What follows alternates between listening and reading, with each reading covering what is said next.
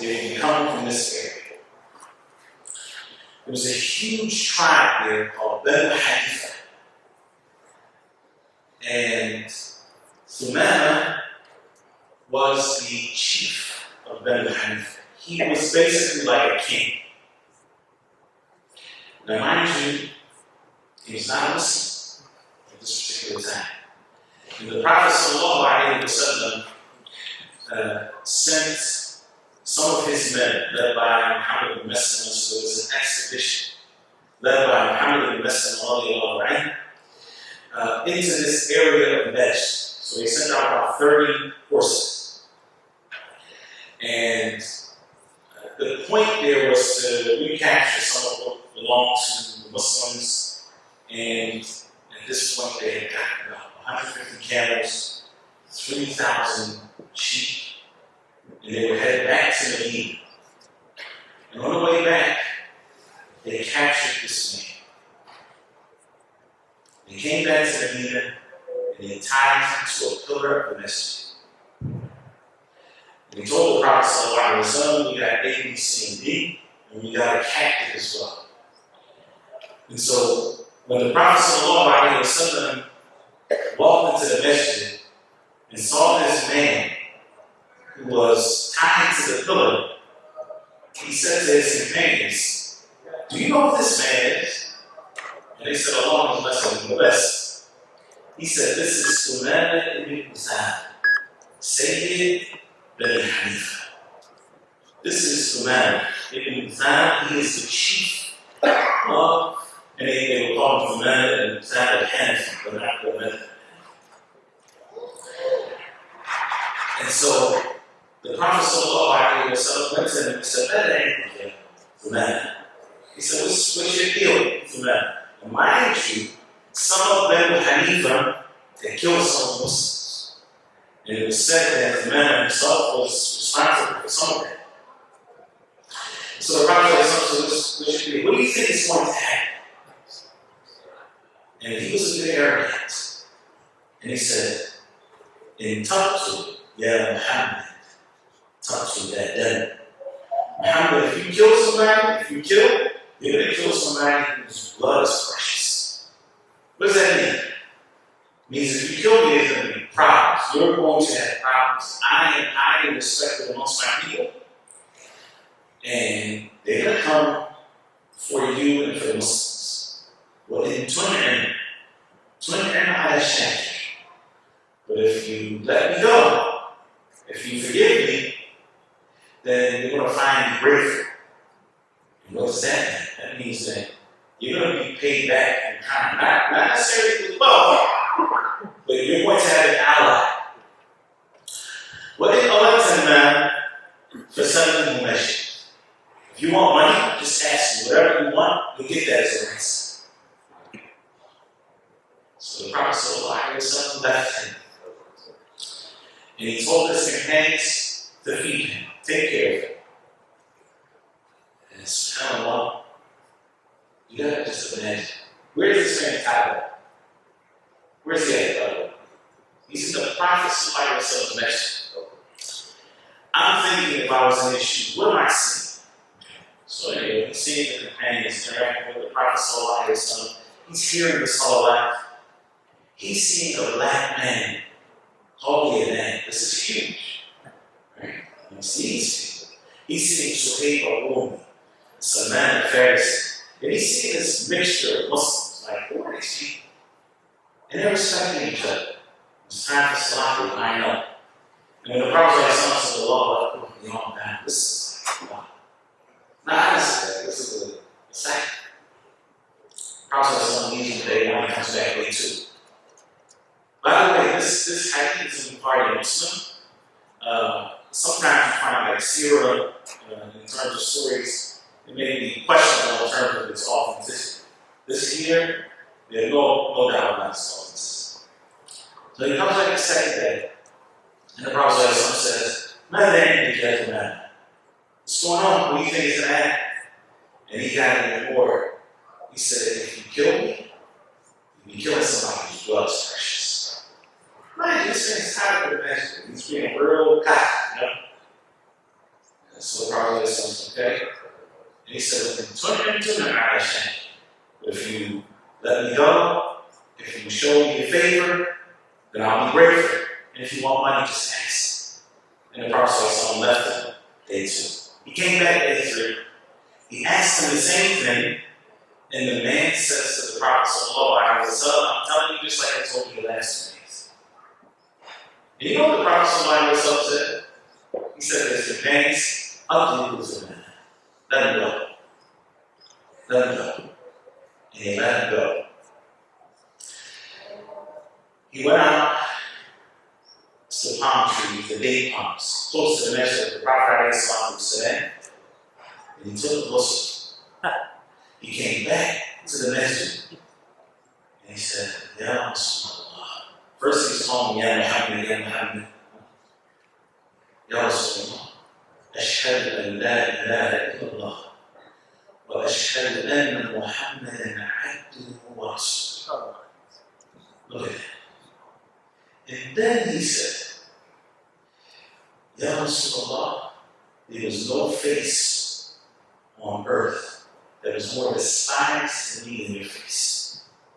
And then your face is the most beloved to me. And there was no being that was more despised to me than Islam. And now Islam is the most beloved being to me. And there was no land that was more despised to me than your land.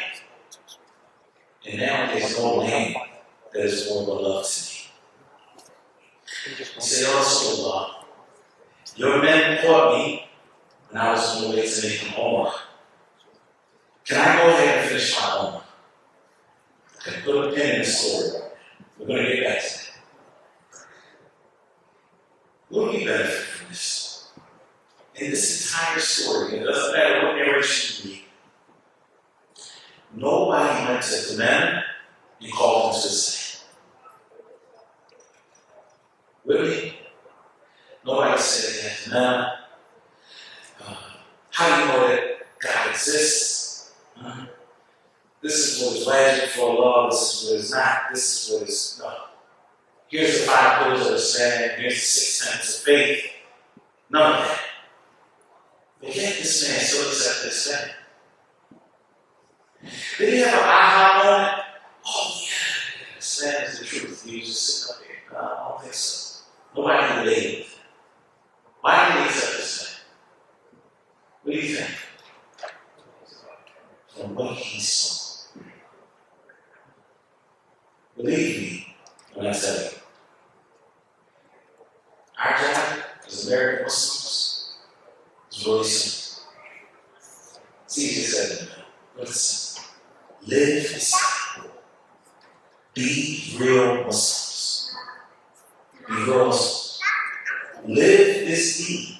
And there is nothing that you will have to say that is going to be more convincing than what you do. This deed is beautiful, alhamdulillah.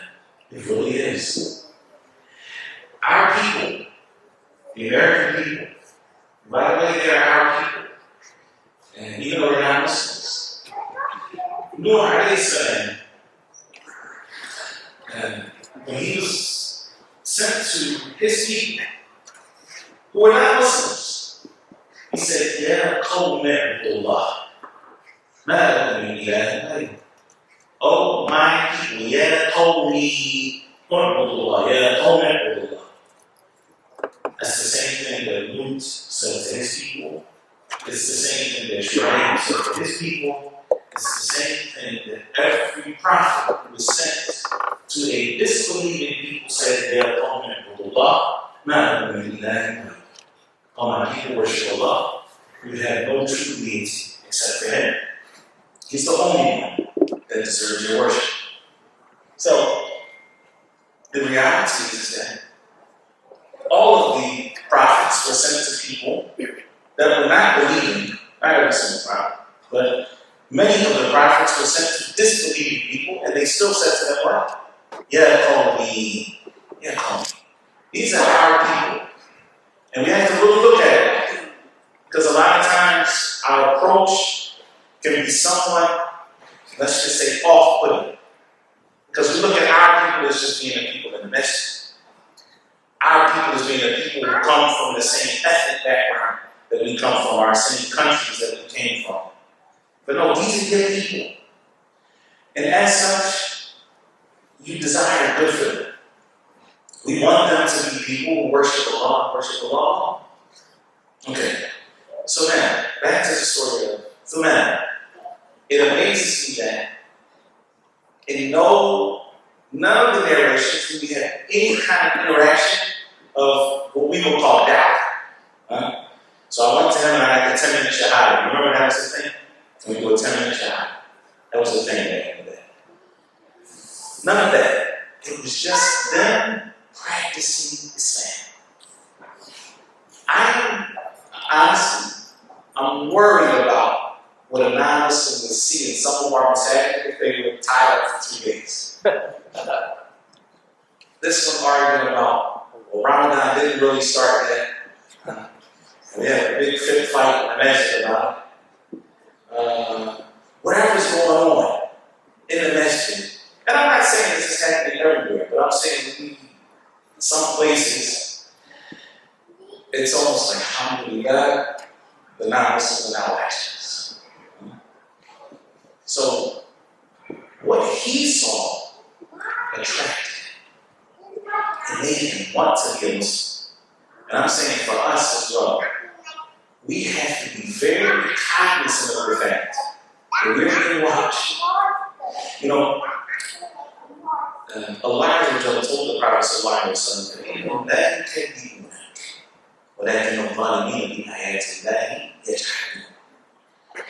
he said to the Prophet, they're not rejecting you. Look at that. They're not rejecting you, but these wrongdoers are denying the signs of Allah. You know, the Prophet ﷺ, he was a Sadiq al-Amin before he was Rasulullah. Right? He was the bank. He was the deposit box for Quraysh. They dropped off their values with him. He was that before Islam. So when he came to them with the message of Islam, they weren't rejecting him. What we don't realize is a lot of people are not rejecting Islam, they're rejecting us. The opposite of what happened with the Prophet. With the Prophet, they weren't rejecting him, they were rejecting the message that he came with. So we have to make sure that when we're calling people to whatever we're calling them to the worship of Allah alone, that we're not being the hindrance, that we're not being the obstacle from them accepting this. I want to tell you some of the stories, but you know, it can be problematic that a Muslim could actually curse somebody out in public, right? Curse them out in public, and then talk to somebody about, hey, you ever thought about being a Muslim? What do you mean? What does that mean? How does that work? So we have to be very careful whether we like it or not. In this society, people are going to judge Islam based off of what we do, before they base it off of what we say. And subhanAllah, one of the beautiful outcomes of what has happened after October 7th, if we can talk about a silver lining, may Allah aid our brothers and sisters in Palestine, make their fears easy. I think about this sometimes, subhanAllah. The 40,000 and some souls that have been taken as a result of the genocide that is ongoing. I guarantee that when you look back at this from a historical standpoint, you will see the hundreds of thousands that have entered into Islam as a result. This is very different than 9/11. After 9/11, a lot of Americans became interested in Islam. Started reading the Quran. What is this? What is this clash of civilizations? Right? But they still felt attacked. They still felt that it was the Muslims who did this atrocious crime to the American people. Now, Again, it piqued their interest. We want to know more about this religion, and some people accept this. But this is different. This time, what people see happening is the Muslims being the victims. Right? So they don't feel like there's this attack on American soil, on American values, and all this. No, they see these people who are being ruthlessly slaughtered, who are Muslims. But when they see them, they say, how do we that? How do we that? What's going on with these people? These people are being patient, even though their children are being killed. Their mothers are being killed. And they're bearing all of this with patience and saying, this is what Allah has decreed for them. Now people are like, wait a minute, what is this? This resilience is not normal. This is not something that you just find from regular people. This has to be deeply rooted in Iman. And the amount of people that are accepting Islam, I've never seen this in my life. I don't think any of us in our lifetimes have seen anything like this. On Eid Day alone, in one little masjid tucked away in South Jersey, which is like Cape Town, USA, you get 4 people on Eid Day right there, and then you go up the streets, kind of alone, and then somebody else takes your eye, an 11-year-old girl. Like, what's going on here? I don't know. Never seen anything like it in my life. Ramadan, the same thing. And you just, mashallah, and I guarantee you, when we go back and we look at the number of people that have accepted Islam since October 7th, you're going to find multiple times over, and may Allah will right the souls that have taken a share of that. So, at the end of the day, the victory is for Islam. But my point here is that people are accepting Islam because of what they see. And we have to be very cognizant of that. I want to finish the story and talk about some other things that are important for us as Americans. He says to the Prophet ﷺ, that your people captured me, I was on the way to Umrah. Note that they used to make Hajj and Umrah even before Islam. But their Hajj and Umrah, of course, included their worship of the idols that were around the Kaaba. And so the Prophet ﷺ taught Thumama the Talbiyah, labbaik Allahumma labbaik.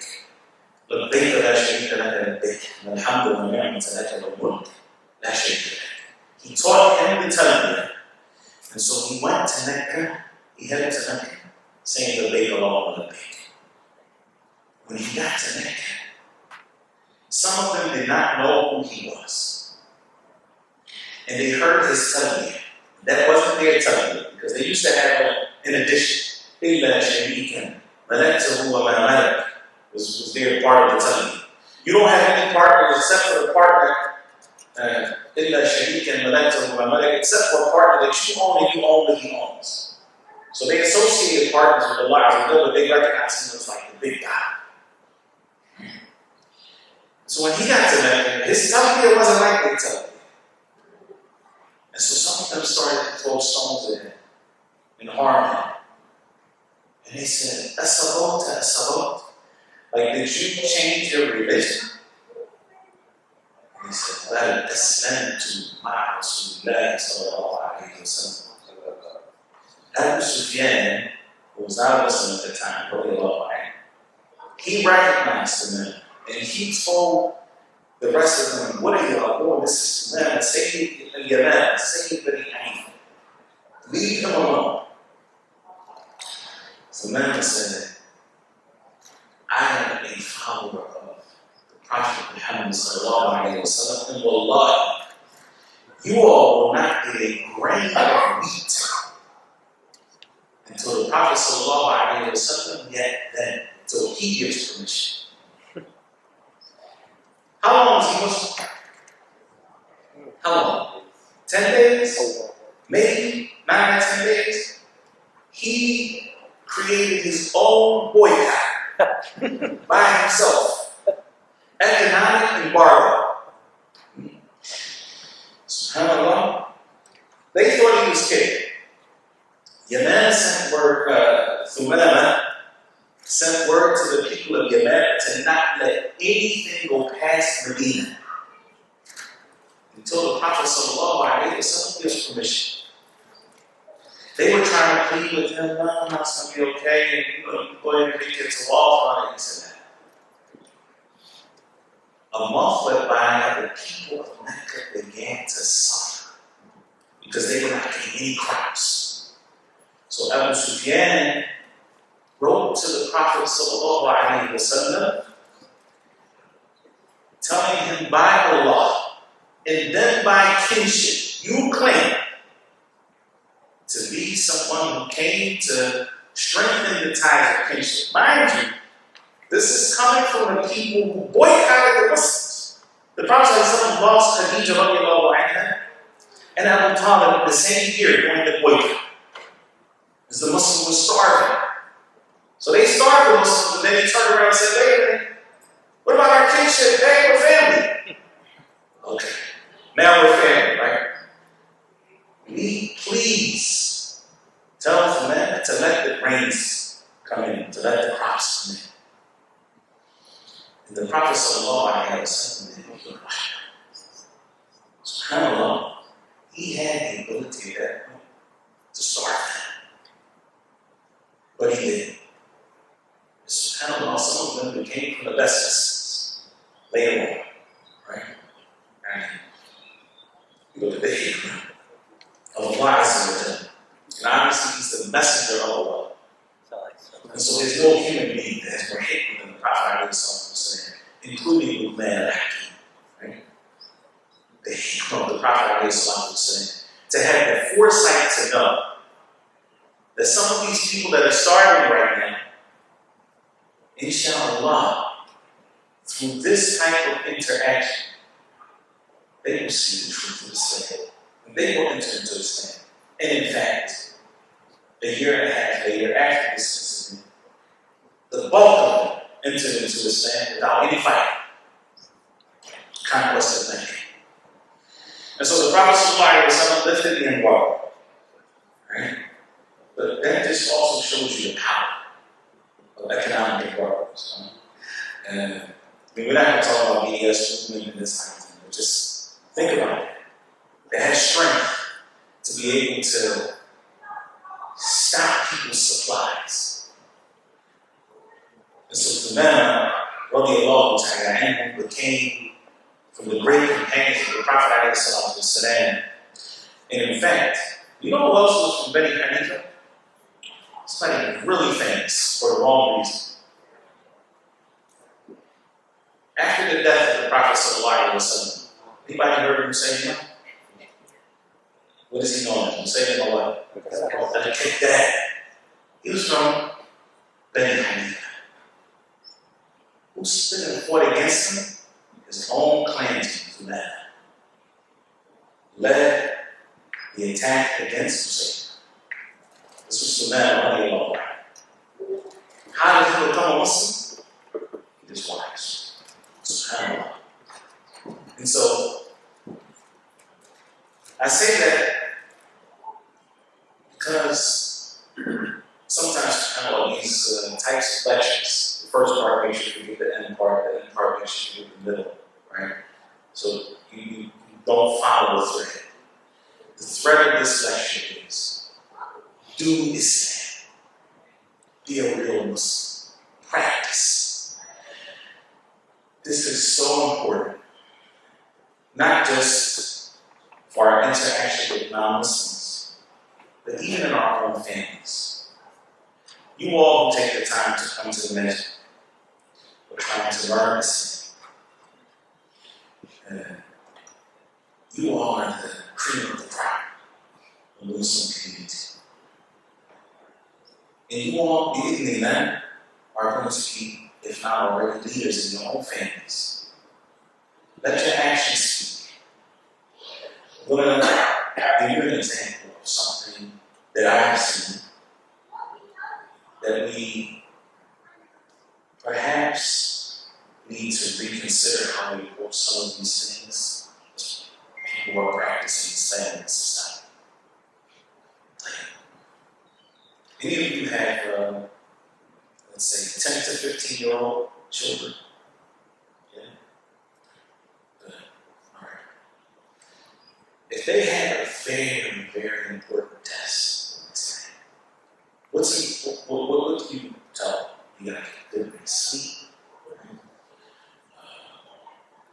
You gotta make sure they know playing video games the day before, whatever it is. All right. How many of us are focused on making sure they put Fajr at one time? Making dua between the then and the come. Those times when dua is not rejected, being done. And having them focus on their hereafter. Who guarantees that they're going to live this long life? Right? That inshallah, they'll be upright, later on. But right now, you gotta focus on your career. The language that we use is really important. When we talk to our children, it's really, really, really important. What they see from us is important. So here's the message that we're sending our children. Just want you to think about it. Your child misses Salat al-Fajr. Indeed, when you shouldn't miss Salat. Okay, class, so we will make Salat. Okay, mind you, Salat around 5:38, 7 o'clock. Not bad. You didn't do good on the test? Oh my God. Khalas. Maybe his body's saying, it definitely, you won't see that phone for the next 2 months. You can forget about this or that. Why? So you didn't do good on the test. Fajr. What message are we sending? Seriously. What message did we just send? It's not about what you say, it's about what you do. The message that you sent to us, that test, is more important than Salat al-Fajr. That's the message of this.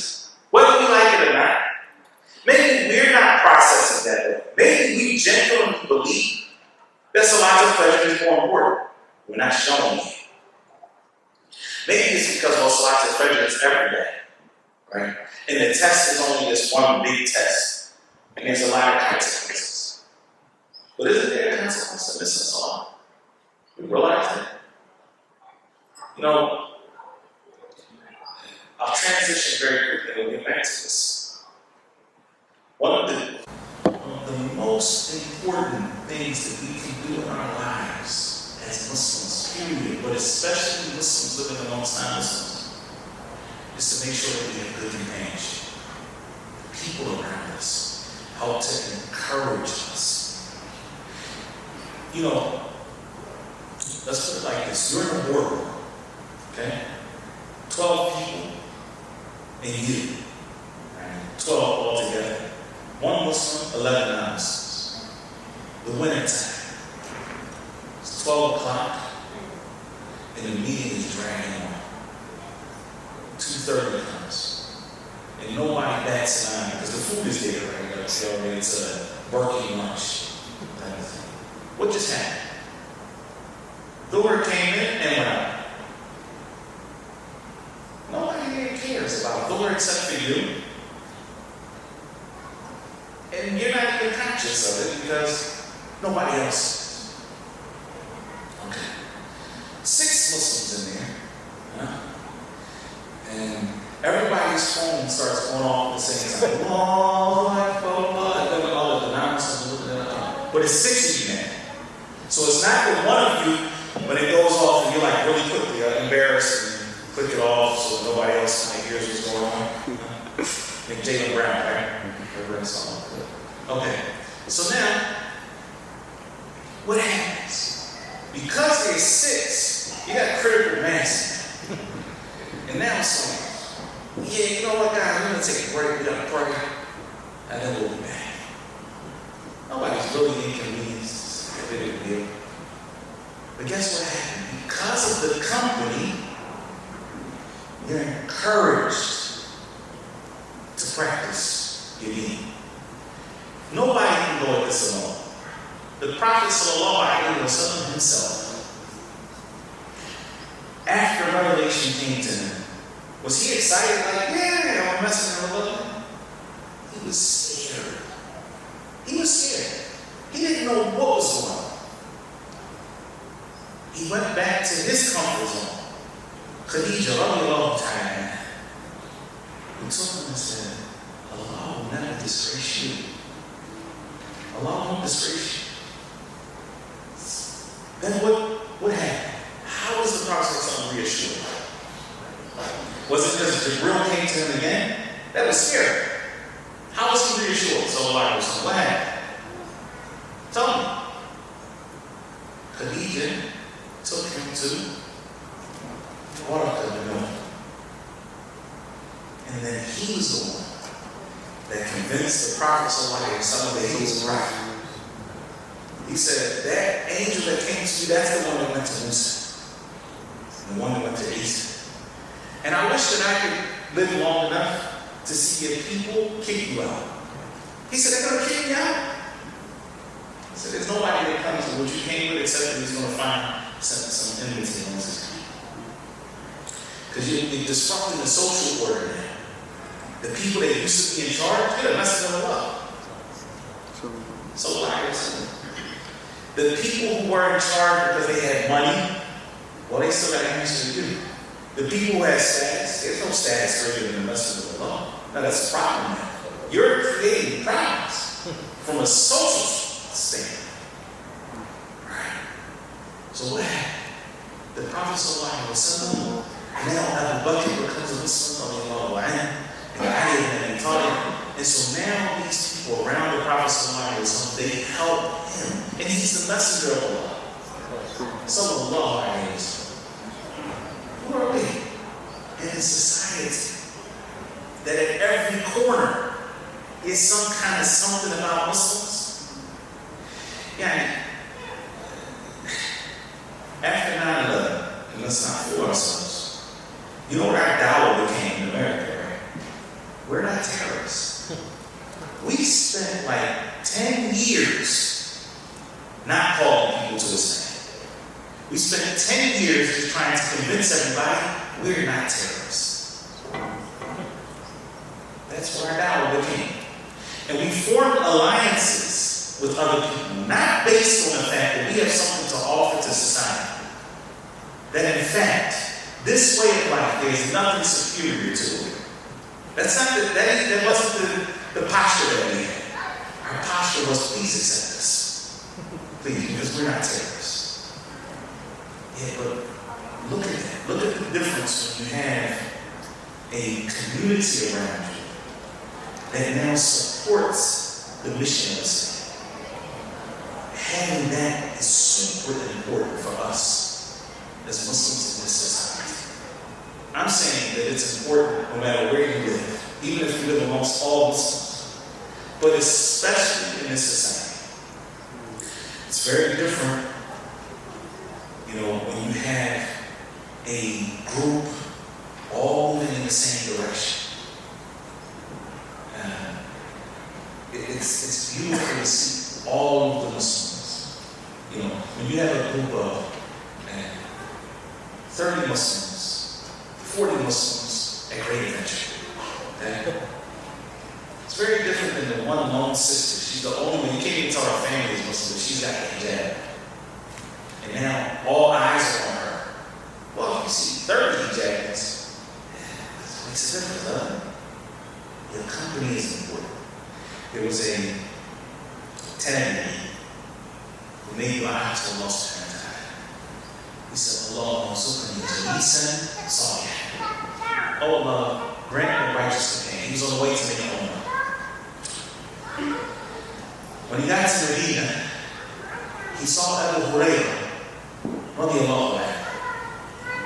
And he said, Ya Abu Hurairah, I made dua that Allah grant me a righteous jalis. I mean, somebody I consider a righteous companion.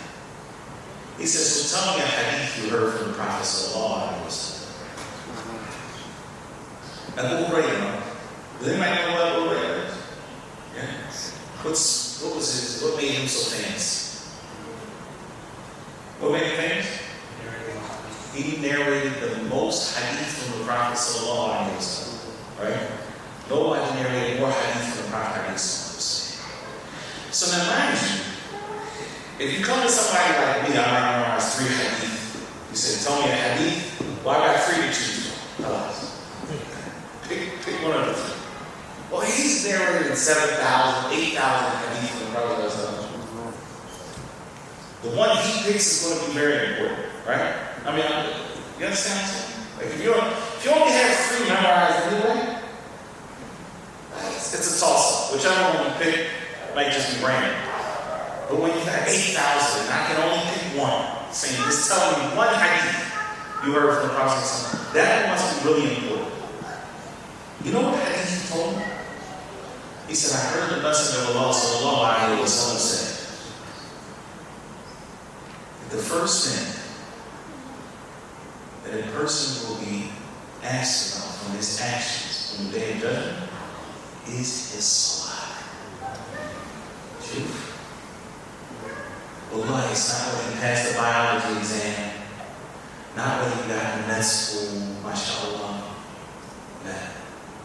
Allah, what is that med school exam if you left salah for a year, 2 years? Brother contacted me the other day and said he's got a big exam coming up. It's the summertime. Well, I'm just telling you this. So I need to get my sleep shape. And I combine it between mother and Isha for the next 2 months. MashaAllah.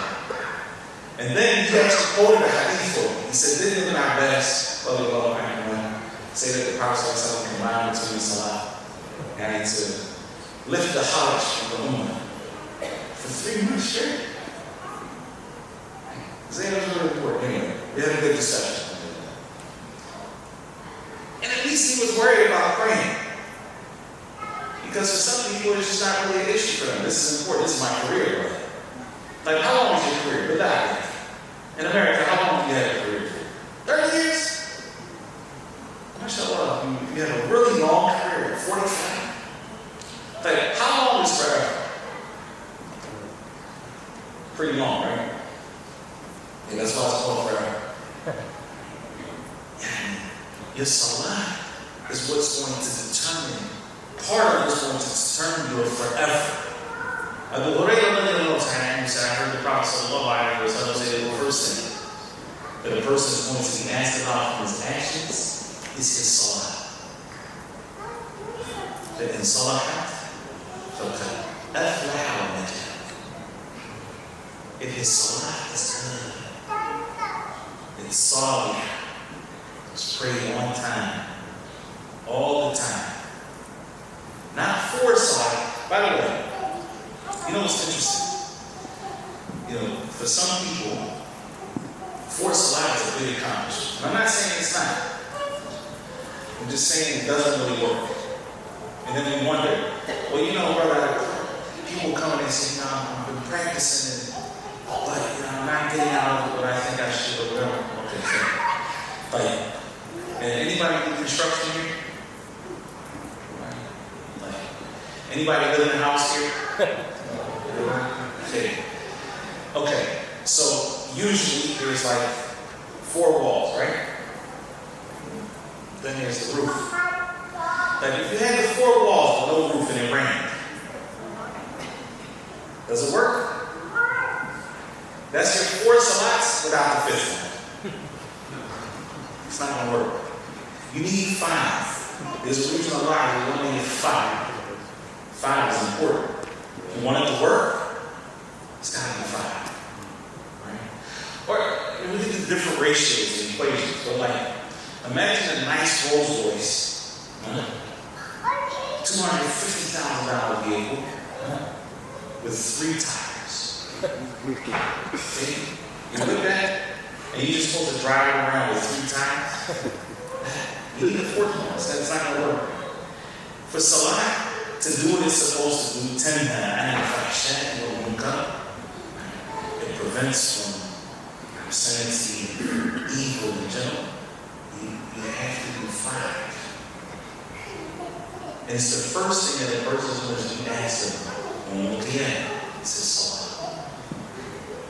If it's correct, then that person is going to be successful and he's going to be saved.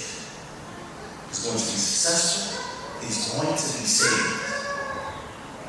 And if not, if it's infested, If his salah is not right, then that person is going to be a khasir. That person is going to be a loser. I'm saying this because when we talk about what's practical advice for being a Muslim, we start talking about really high level things. Okay, so we need to create alliances. Okay, Muslims make up 2% of the society. That's a real number, by the way. 2% on a good day, on a good survey, by the way. 330 million people in America. What do they call it? I think census data right now has Muslims in more than 6 million. None of them. And this is from Muslims, by the way, like from the top. Okay, so we're less than 2%. As a Muslim ummah, do we need to create alliances? Absolutely. But I'm not going to come here and start talking about, okay, we need to have this interfaith panels, and we need to do this, and that. You have to start with the basics. Make sure your relationship with Allah is right. That's just a lot. That's you learning your deen, putting some time, emphasis on these type of things. Emphasis on living Islam. Living Islam.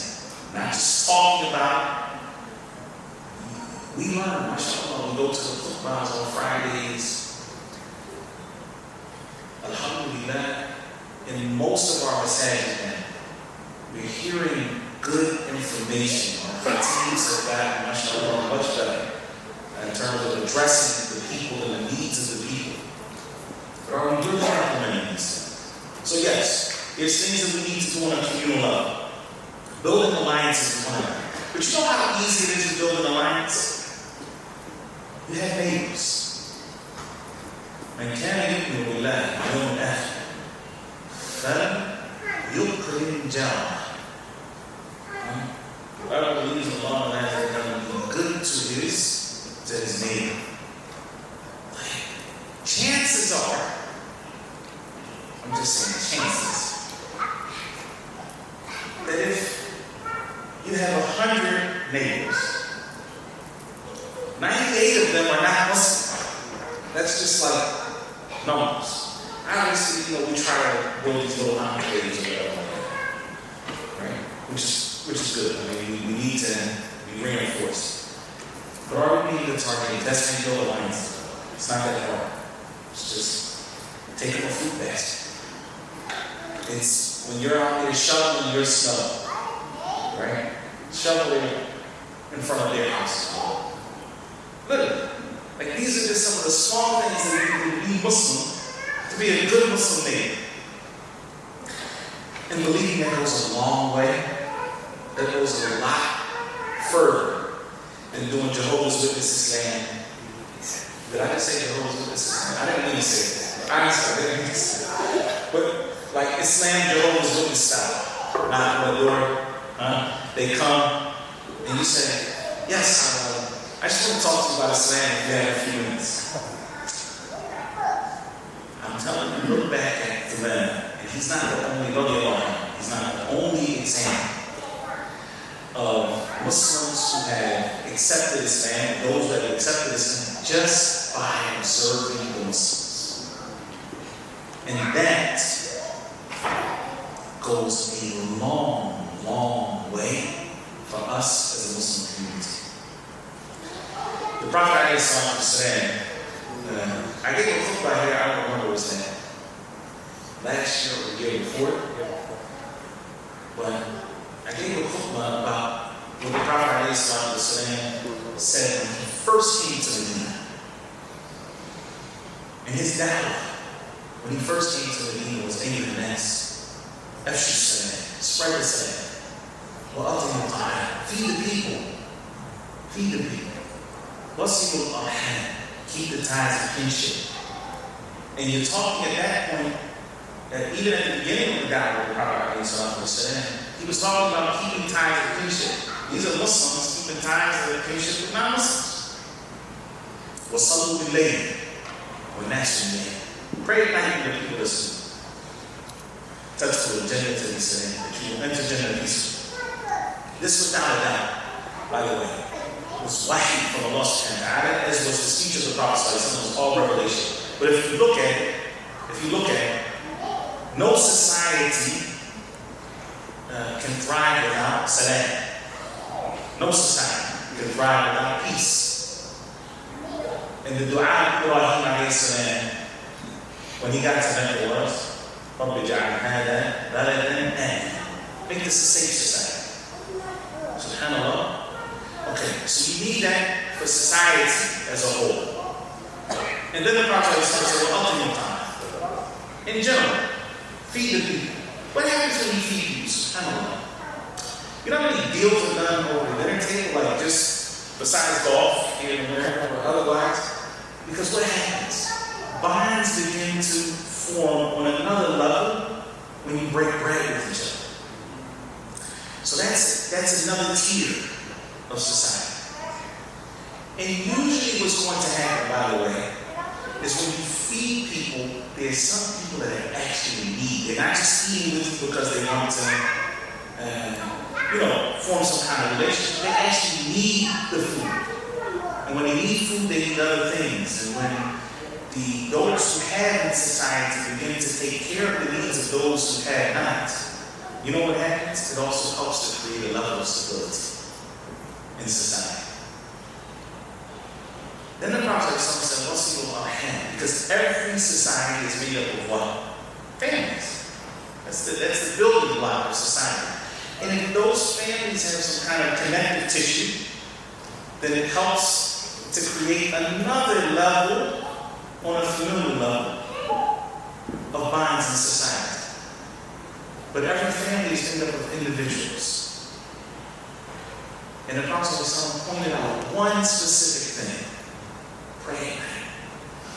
Prayer again. You see the importance of salah? Prayer. Pray when everybody else is sleeping, because your relationship with Allah subhanahu wa ta'ala is paramount. And if your relationship is strong, then you can help strengthen the family. And the family helps to strengthen society. And so the Prophet here is giving advice that is prophetic. It's wahi, it's revelation. How do we stabilize societies? You feed people. You pray. You keep the ties. These are things that the reason why I'm emphasizing this point is because I think a lot of times we get very theoretical and we make Islam difficult. And the same time difficult. Alhamdulillah. And we look at the lives of those who are around the Prophet ﷺ.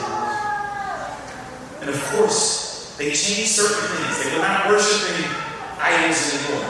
They worshiped Allah and Allah alone.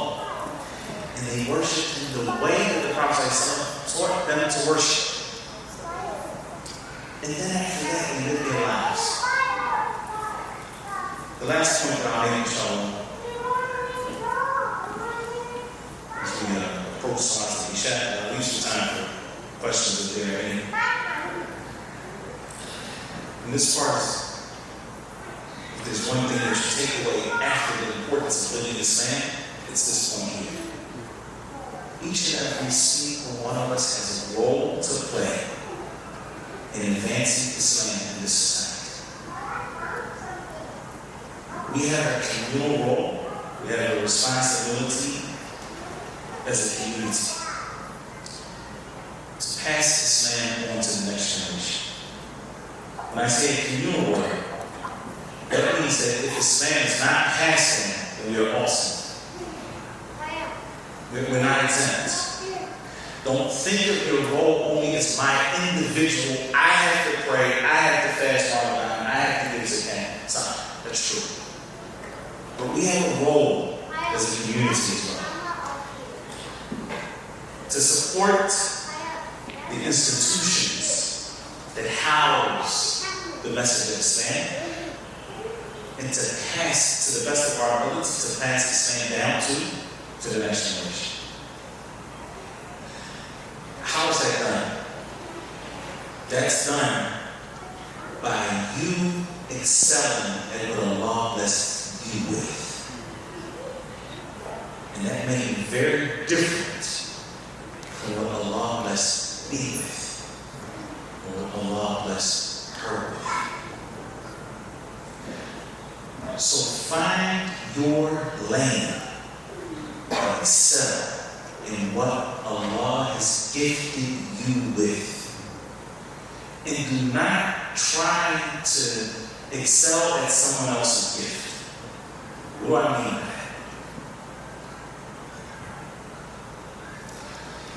Alhamdulillah, this is not being live streamed or anything like that, so I can talk freely, right? That's a live stream? Oh, good. Okay. You can edit this part out. Okay. I want you to think about a group of brothers whose lives which Allah has blessed with a good degree of wealth. Okay? So we're talking, each one of them is worth, I don't even like things that term, it's crazy. I didn't determine somebody's worth anyway. Each one of them has $100 million. Okay? Alright. And they come and they say, Sheikh, we want you to start a halaqah for us so that we can learn the 10 qira'at. 10 qira'at. Everybody familiar with that terminology? You know, we don't just want to learn Hafs and Asim. No. This one wants to learn Wash, and this one, mashallah, is in love with Susi. Not Sisi, huh? Susi. Okay. Sheikh said, sure. This is get rich quick scheme, huh? You guys want halakha? Stay. I won't have to work another day in my life. Give you guys a halakha, and I'll just be your private sheikh. Like, we don't think about that. What advice would the sheikh give? I'll tell you what I think. I think that if Allah has given you the gift to figure out how to make that kind of money,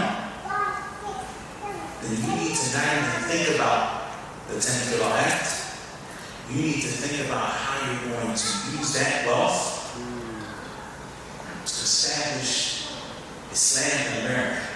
And in capitalist society, use your capital to put the Muslims in a position where the next generation is not going to have to worry about the institutions. You're going to get more reward from that. That's why Khalid ibn al-Walid, radiyallahu anhu. Anybody know what Khalid ibn al-Walid was? Huh? Sayyidullah. Undefeated. You know, some of the companions used to complain because if they would pray behind him, he would recite the same surah often. Because he didn't have time to memorize the Quran. I know gambling is haram, so I'm not going to bet. But I would bet his station in Jannah, radiyallahu anhu, is greater than any hafiz today. I don't care how many qira'at he has or anything else. Why? Because he used the gift that Allah gave him to do what was best for Islam. And so his rank is what his rank is.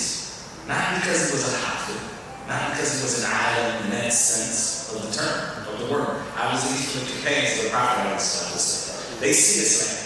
They don't have to go through multiple books of fiqh. How did the Prophet pray? Did he raise his hands like this? How was his fingers spread? Or whatever? Did he go down on his knees first? Did he put his hands back on his chest like something like that? He was there. He didn't have to read the fiqh.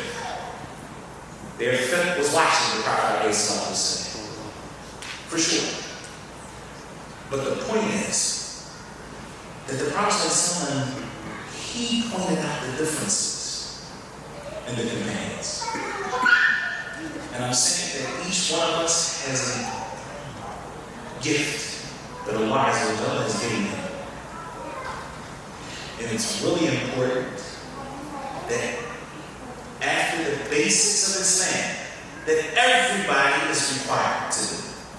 So don't say, alhamdulillah, I'm rich and I'm going to use my money to support Islam, but you're not doing the basics. There's a common denominator that everybody has to do. But then after that, what has Allah blessed you with? If it's public relations, some of us, subhanAllah, we're very articulate.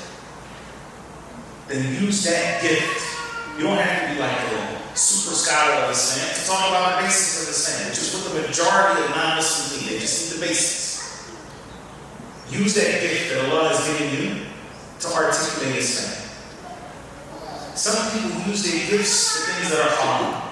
So they speak very well, they're very articulate, they go write a song somewhere, they sit in the studio and get rich because they created, music. Use that gift that Allah gave you. Channel that for Islam. Perhaps your gift, you may not even recognize it as a gift, but you have a soft spot for people in need. To have a soft heart is a gift from Allah subhanahu wa ta'ala. You are able to identify needs that people have that other people don't even see. SubhanAllah. And I've been around people like that. I'm not one of them. And they say, SubhanAllah, did you realize that? I'm saying, man, I didn't think about that. That gift that you have to see people's needs, you fulfilling those needs is a way to call them to Islam. It's attractive.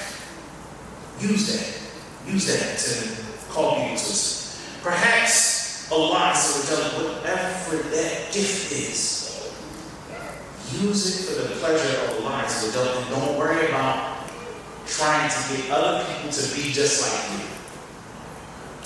I'm saying that because most of the time the people who are speaking in front of you, they're going to be people who study Islam somewhere. Maybe he's a Hafiz of the Quran who has 10 qira'at. He's going to convince you that it's not enough just to memorize the Quran, but then you have to memorize the qira'at. That's great. If that's a gift, if that's something that Allah has given you, He's given you a strong memorization, a strong memory. You have that skill, and you're inclined to memorize the Quran, then go for it. Use it for that. And don't let anybody convince you otherwise. Somebody else is going to tell you, but you're not going to spend all this time around the Quran. You're not going to be able to you're not going to have a living for yourself. I would tell you, Allah is by Himself. And by Allah, if that is what Allah has turned your heart to learn the meaning of Islam, we need the best and brightest minds to go into this field of Islam, to learn the deen,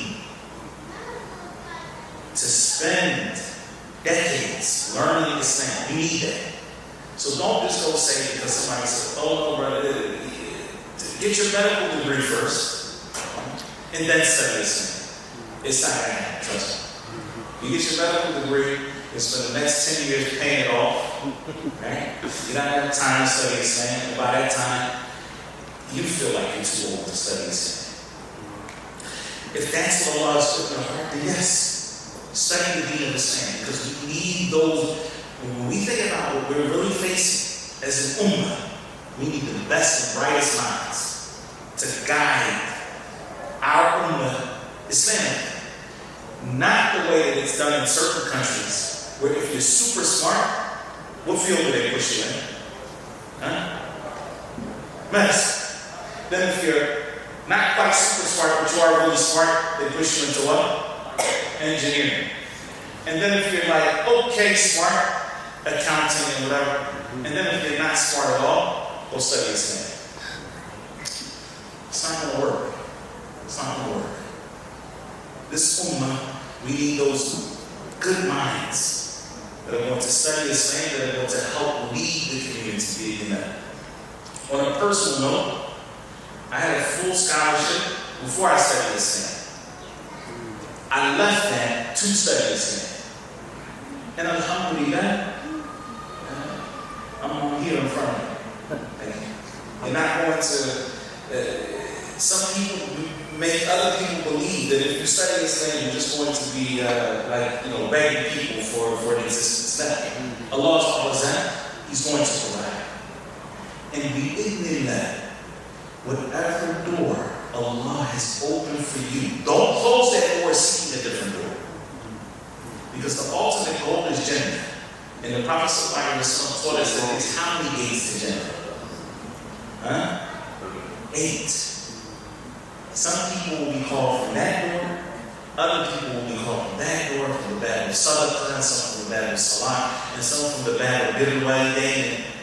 Not everybody's going to be called from all of them. In fact, most people will not be called from each door or invited to enter from each door. That's why the Prophet ﷺ, when he talked about the 8 gates of Jannah, Abu Bakr radiallahu ta'ala, and he said, Ya Rasulullah, is there anybody who's going to be called from all 8 gates, like invited to enter from any one? And the Prophet said, yes.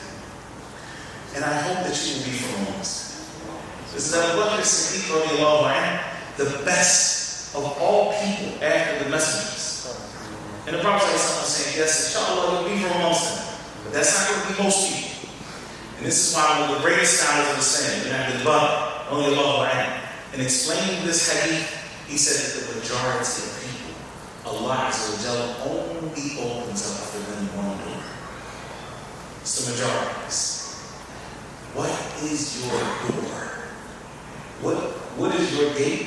That's really important. So though this is not specifically an American Muslim, I do think that we, as American Muslims, need to be very conscious that we, each and every single one of us, have a role to play, and to really ask Allah Azza wa Jalla for His aid in knowing what that role is. Because we all have something to offer. Some of us more than others. If there are any questions, I don't know what time the day is, but I'm sure it's like that. So, if there are any questions, I'll take 1 or 2, and then we'll have the event. What time is the economy? 10 o'clock. Economy's 10 o'clock? Like what time is the event? 10:59? Should have happened. But okay, I think it's 10 o'clock now, so we'll leave it up to the administration to determine the next steps. Do one question. Since you raised it.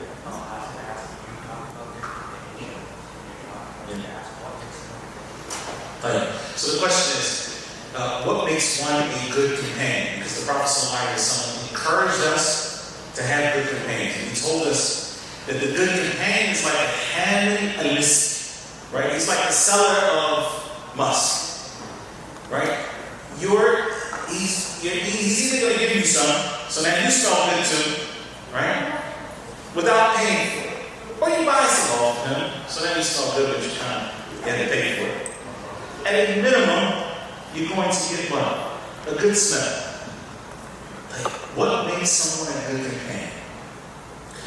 And you're going to look at 3 things. Is this person actively benefiting from you? Which means that you're getting reward because they're learning from you, they're questioning, they're asking you questions, and you're able to benefit that person. And so they're not pulling you in a direction, a downward direction. The second is that they're similar to you. Whether that's knowledge-wise, whether that's religiosity, and they're helping you on the journey by reinforcing.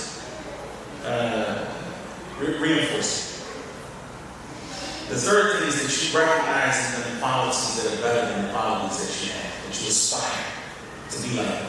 Whether it's their generosity, their knowledge, their good character, right? And so you recognize in them something that you don't have. And so they become an example. And so that is also a good companion. The opposite of that is somebody who's pulling you down. And you recognize, when I'm around this person, I find myself that way. When I'm around this person, I find myself listening to Allah. Right? This person, their character is something that I don't aspire to be like. So you can judge based on those things. هذا الله أعلم صلى الله عليه وعلى نبينا محمد سبحانه الله وبحمده أشهد أن لا إله إلا أنت أستغفرك وأتوب إليك جزاكم الله خيرا.